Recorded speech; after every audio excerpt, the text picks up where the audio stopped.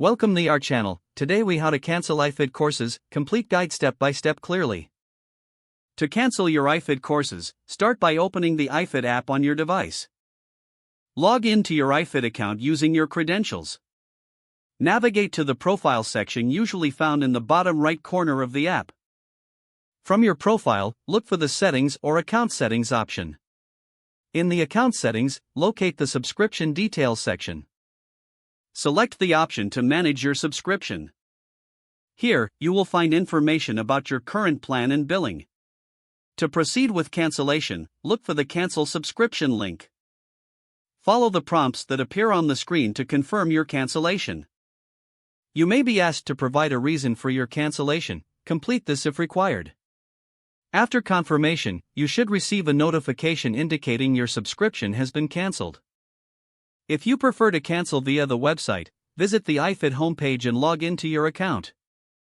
Once logged in, click on your profile picture in the top right corner. Select Account Settings from the drop-down menu. In the Account section, find the Subscription settings. Click on Manage Subscription and choose the Cancel option.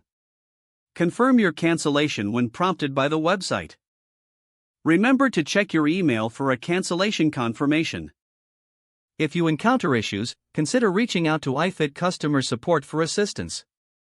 If the page does not load, refresh the browser or try again in a private or incognito window. Make sure you are using the correct email address, then retype it carefully to avoid small typos.